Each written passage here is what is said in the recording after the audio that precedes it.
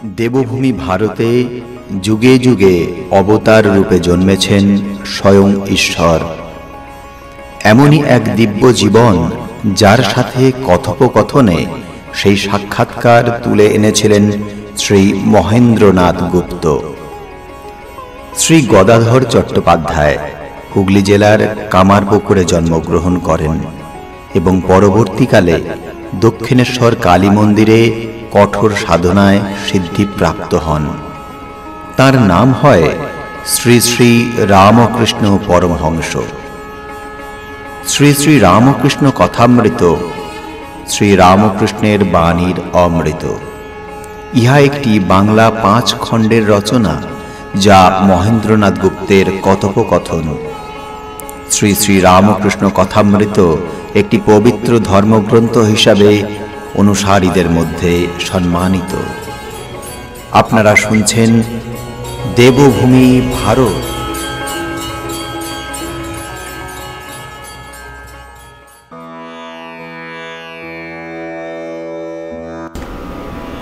পঞ্চম পরিচ্ছেদ, ভক্তির উপায়। মাস্টার বিনীতভাবে প্রশ্ন করিলেন, ঈশ্বরে কি করে মন হয়? শ্রীরামকৃষ্ণ বলিলেন, ঈশ্বরের নাম গুণগান সর্বদা করতে হয়, আর সৎসঙ্গ। ঈশ্বরের ভক্ত বা সাধু এদের কাছে মাঝে মধ্যে যেতে হয়। সংসারের ভিতর ও বিষয় কাজের ভিতর রাত দিন থাকলে ঈশ্বরে মন হয় না। মাঝে মাঝে নির্জনে গিয়ে তার কথা চিন্তা করা বড় দরকার। প্রথম অবস্থায় মাঝে মাঝে নির্জন না হলে ঈশ্বরে মন রাখা বড়ই কঠিন। যখন চারা গাছ থাকে তখন তার চারিদিকে বেড়া দিতে হয়। বেড়া না দিলে ছাগলে গরুতে খেয়ে ফেলে। ধ্যান করবে যখন মনে, কোণে ও বনে, আর সর্বদা সদা সদ্বিচার করবে। ঈশ্বরই সৎ কিনা নিত্য বস্তু, আর সহবসৎ কিনা অনিত্য, এই বিচার করতে করতে অনিত্য বস্তু মন থেকে ত্যাগ করবে। মাস্টার বিনীতভাবে প্রশ্ন করলেন, সংসারে কি রকম করে থাকতে হবে? শ্রীরামকৃষ্ণ বলিলেন, সব কাজ করবে কিন্তু মন ঈশ্বরেতে রাখবে। স্ত্রী, পুত্র, বাপ, মা সকলকে নিয়ে থাকবে ও সেবা করবে যেন কত আপনার লোক, কিন্তু মনে জানবে যে তারা তোমার কেউ নয়। বড় মানুষের বাড়ির দাসী সব কাজ করছে, কিন্তু দেশে নিজের বাড়ির দিকে মন পড়ে আছে। আবার সে মনিবের ছেলেদের আপনার ছেলের মতো মানুষ করে, বলে আমার রাম, আমার হরি, কিন্তু মনে মনে বেশ জানে এরা আমার কেউ নয়।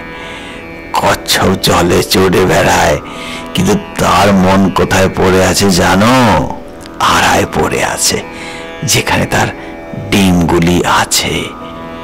সংসারে সব কর্ম করবে কিন্তু ঈশ্বরে মন ফেলে রাখবে।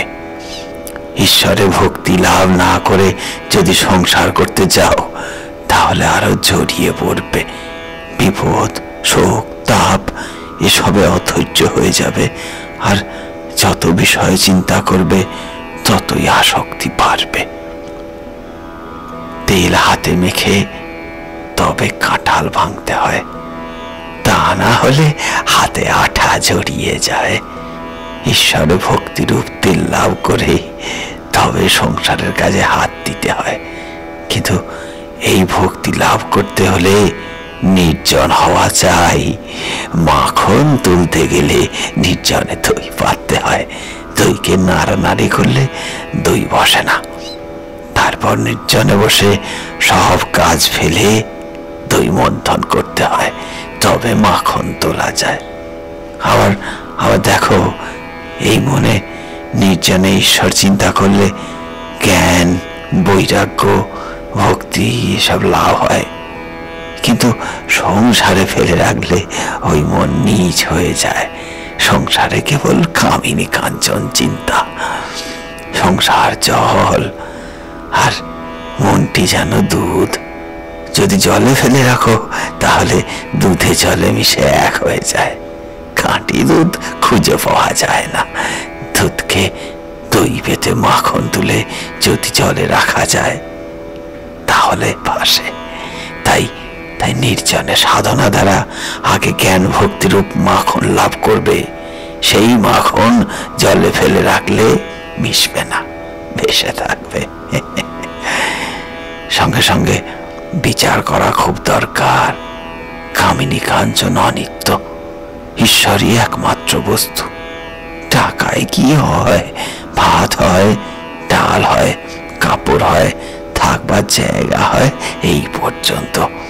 কিন্তু এতে ভগবান লাভ হয় না। তাই টাকা জীবনের উদ্দেশ্য হতে পারে না। এর নাম বিচার। বুঝেছ? মাস্টার বললেন, আগে হ্যাঁ, প্রবোধ চন্দ্রোদয় নাটক আমি সম্প্রতি পড়েছি, তাতে আছে বস্তু বিচার। শ্রীরামকৃষ্ণ বলিলেন, হ্যাঁ, বস্তু বিচার। এই দেখো, টাকাতেই বা কি আছে, আর সুন্দর দেহেই বা কি আছে? বিচার করো, সুন্দরীর দেহেতেও কেবল হাড়, মাংস, চর্বি, মলমূত্র এইসব আছে। এইসব বস্তুতে মানুষ ঈশ্বরকে ছেড়ে কেন মন দেয়? কেন ঈশ্বরকে ভুলে যায়? মাস্টার জিজ্ঞাসা করিলেন, ঈশ্বরকে কি দর্শন করা যায়? শ্রীরামকৃষ্ণ বলিলেন, হ্যাঁ, অবশ্য করা যায়। মাঝে মাঝে নির্জনে বাস, তার নাম গুণগান, বস্তু বিচার, এইসব উপায় অবলম্বন করতে হয়।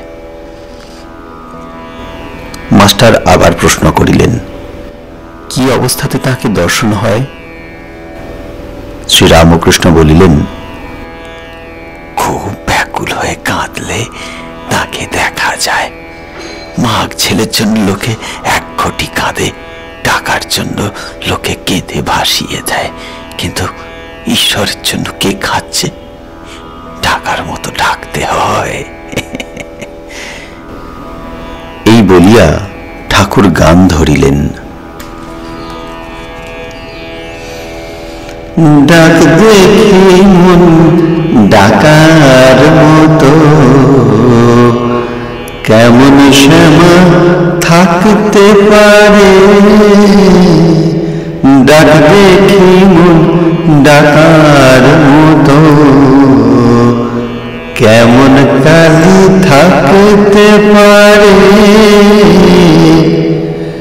ডাক দেখি মন ডাকার মতো, মন যদি একান্ত হও, জবাব বলো না।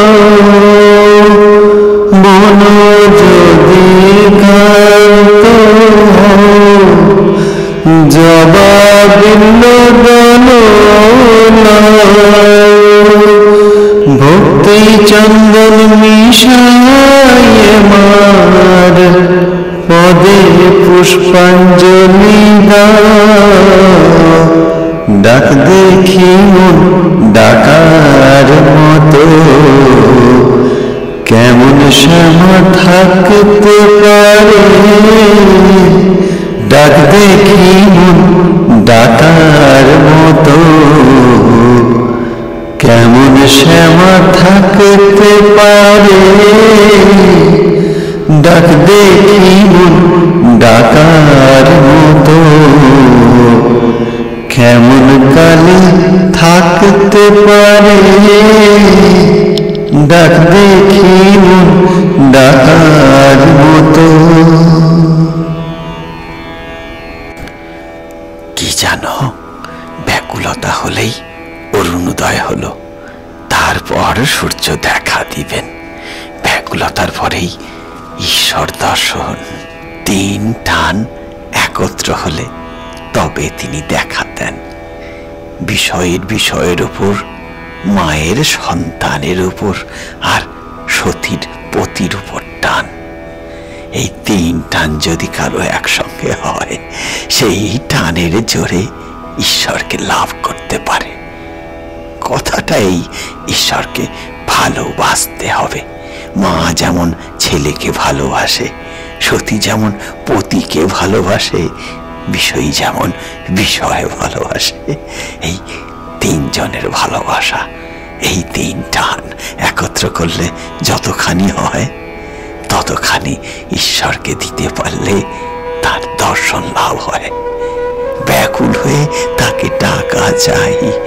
বিড়ালের ছানা কেবল মিউ মিউ করে মাকে ডাকতে জানে। মা তাকে যেখানে রাখে সেইখানেই থাকে। কখনো হেসেলে, কখনো মাটির উপর, কখনো বা বিছানার উপর রেখে দেয়। তার কষ্ট হলে সে কেবল মিউ মিউ করে ডাকে, আর কিছু জানে না। মা যেখানেই থাকুক, এই মিউ মিউ শব্দ শুনে ঠিক এসে